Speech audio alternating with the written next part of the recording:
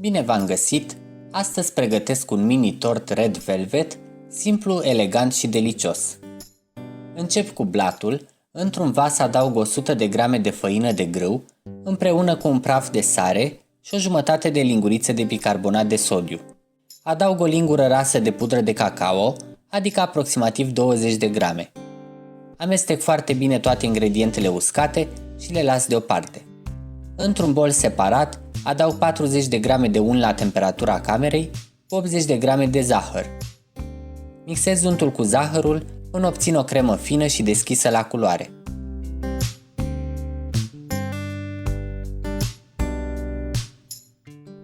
Adaug un ou și îl încorporez bine în compoziție.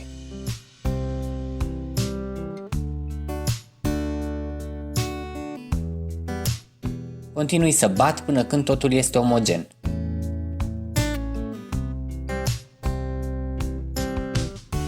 Adaug o linguriță de esență de vanilie pentru aromă și 80 de grame de chefir la temperatura camerei. Amestec ușor cutelul, apoi cern ingredientele uscate peste compoziția lichidă.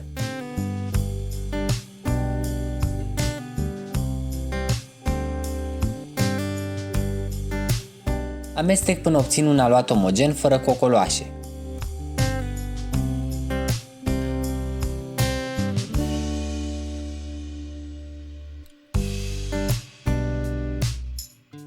Adaug încă 20 de grame de chefir și incorporez bine, ajungând astfel la un total de 100 de grame. Am nevoie să subțiez puțin compoziția. Trebuie să fie fluidă, dar nu foarte lichidă. Adaug o linguriță de oțet alb, mai amestec puțin și compoziția este gata. Eu nu am folosit colorant alimentar roșu, dar acesta se poate adăuga în acest moment. Recomand colorant gel sau pudră pentru o culoare intensă. Pregătesc o formă rotundă de 12 cm, tapetată cu hârtie de copt. Eu am fixat hârtia cu cârlige de rufe ca să stea perfect.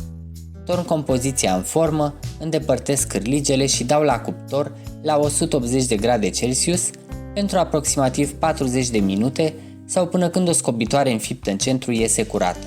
Scot blatul din cuptor, îndepărtez forma și hârtia de copt și îl las la răcit complet. După ce s-a răcit, tai capacul și împart restul blatului în 3 straturi egale.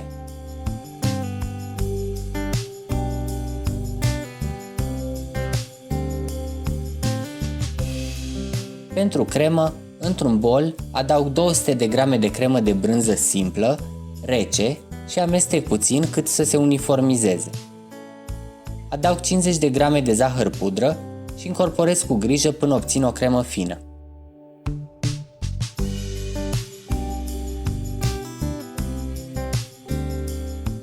Pun 130 de ml de smântână pentru frișcă, cu minimum 32% grăsime, rece de la frigider. Amestec întâi cu spatula, apoi bat cu mixerul la viteză medie până când crema se întărește, având grijă să nu o bat prea mult ca să nu se taie. Transfer crema într-un poș și montez tortul. Așez primul strat de blat, adaug un strat generos de cremă,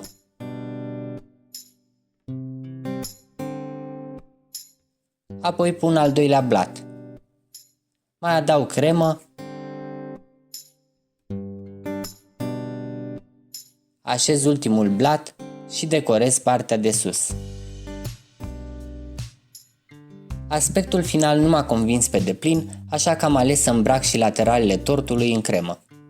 Chiar dacă decizia a venit pe parcurs și a fost o provocare, sunt mulțumit de rezultat chiar dacă nu este perfect. După ce a stat câteva ore la frigider, decorez mini-tortul cu zmeură proaspătă. Și mai adaug câteva frunzulițe de mentă pentru un contrast de culoare. Tortul este gata, iar rezultatul îmi confirmă așteptările. La feliere, straturile se dezvăluie frumos. Un mini tort red velvet delicat, cremos și perfect pentru orice ocazie.